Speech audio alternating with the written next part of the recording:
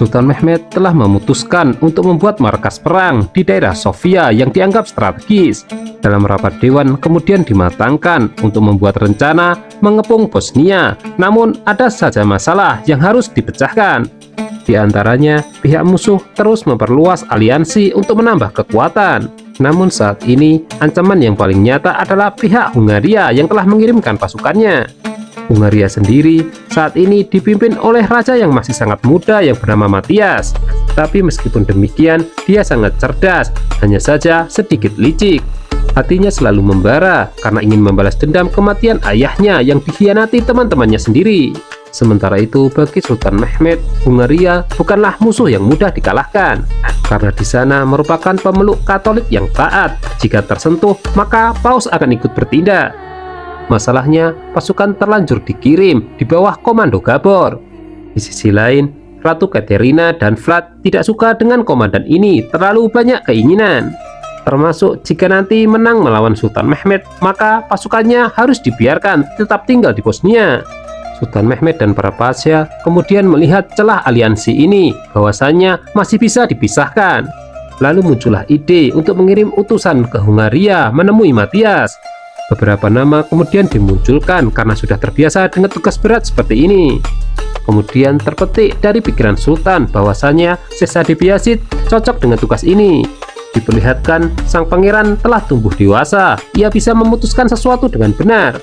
Seorang pedagang daging di pasar mencurangi timbangan, maka dari itu pangeran menghukumnya.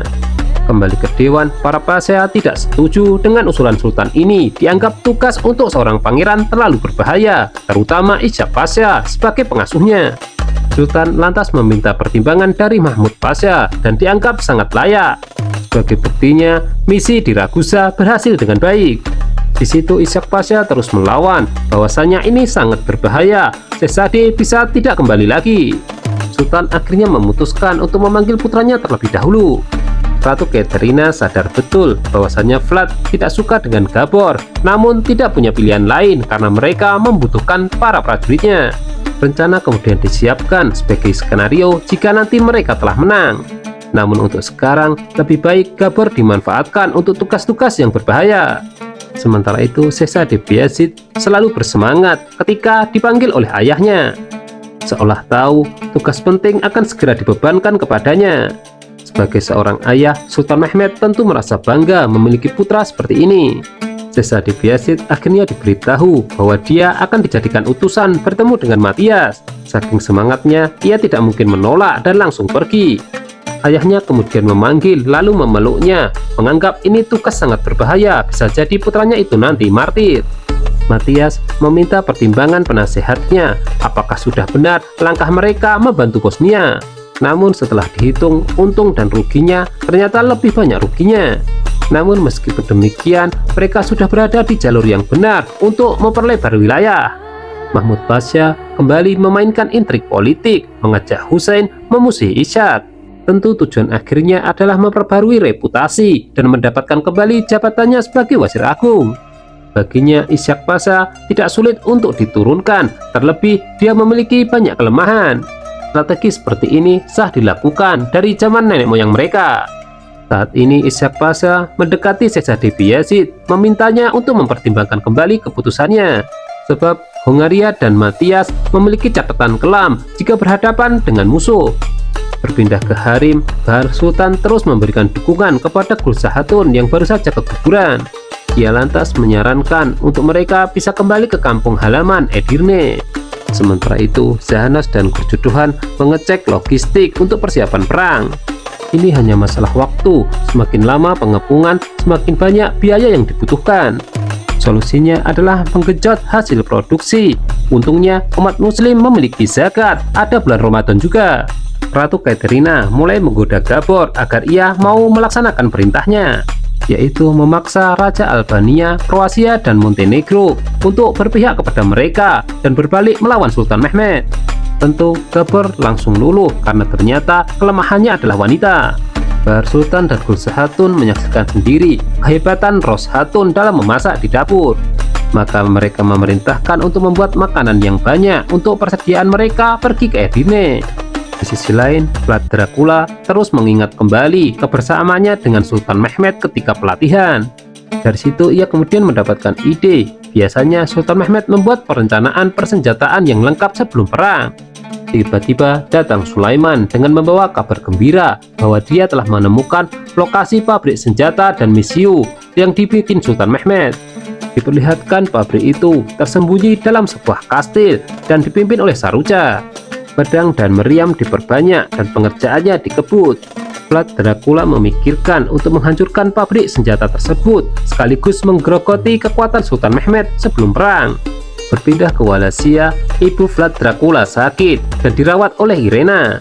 Dalam sebuah kilas balik diperlihatkan ibu Vlad Dracula itu baru saja lolos dari percobaan pembunuhan oleh putranya sendiri karena selalu dianggap sebagai penghambat. Di situ Irena merasa sebagai penyelamat nyawa, lalu kemudian meminta agar diizinkan meninggalkan kota, ingin jalan-jalan karena bosan. Mahmud Pasha melapor kepada Sultan Mehmed, rute yang akan dilewati Syahzade Bayezid telah dibersihkan. Itu artinya sang pangeran harus segera berangkat. Sultan merestuinya. Di sisi lain, Ishak Pasha diliputi kekhawatiran akan keselamatan anak asuhnya.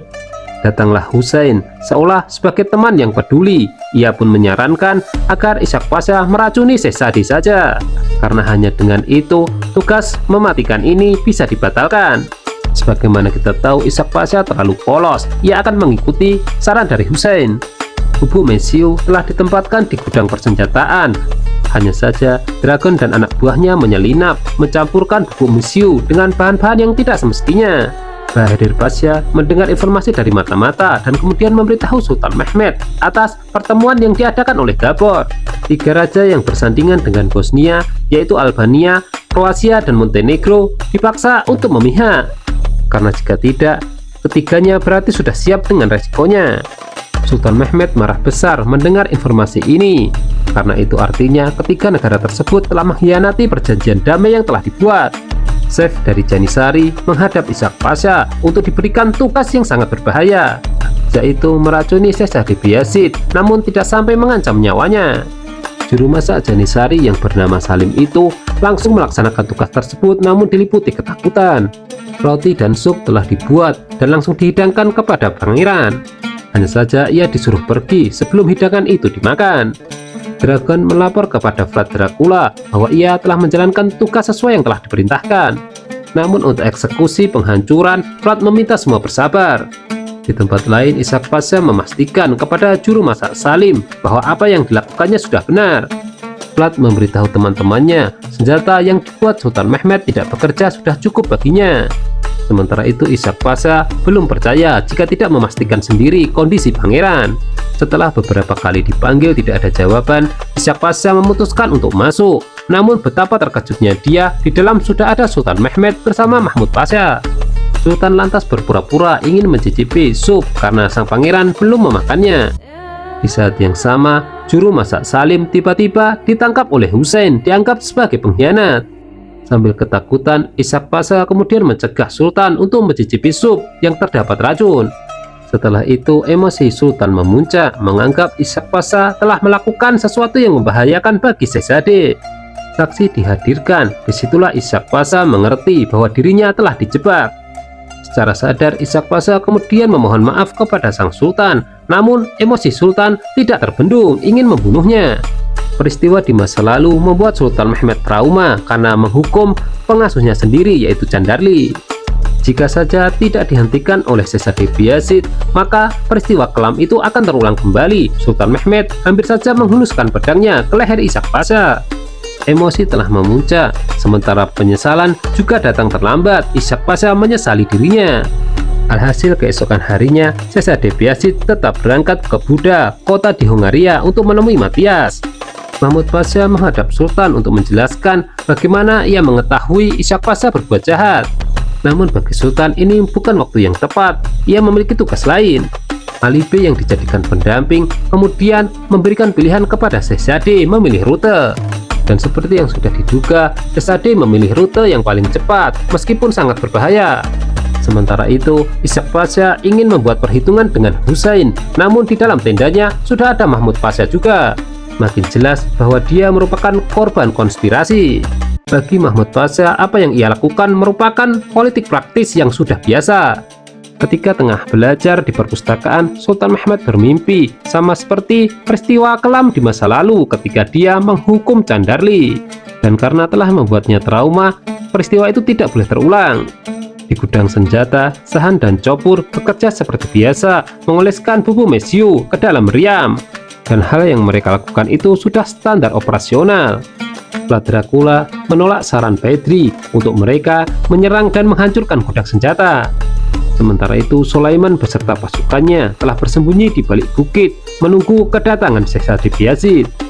Namun di waktu yang sama, Lutfi menghadap Sultan Mehmed. Ia telah berhasil mengirimkan surat kepada Matthias. Hasilnya bisa kita saksikan pada adegan berikutnya. Ketika pasukan Sulaiman hampir saja menembak, mereka menyaksikan pasukan dari Hungaria yang dipimpin Matthias. Sebagai langkah aman, mereka memutuskan untuk bersembunyi kembali dan menghindari bahaya yang lebih besar. Dan seperti keinginan Sultan Mehmed, Syekh Bayezid dan Matthias bertemu di tengah, di lembah yang penuh bahaya. Bumbu mesiu yang baru mulai masuk ke gudang persenjataan. Hanya saja anehnya, semua langsung sibuk untuk memindahkannya. Dalam pembicaraan Sultan Mehmed dengan Saruja, ia menegaskan bahwa sudah sangat mengenal dengan Vlad.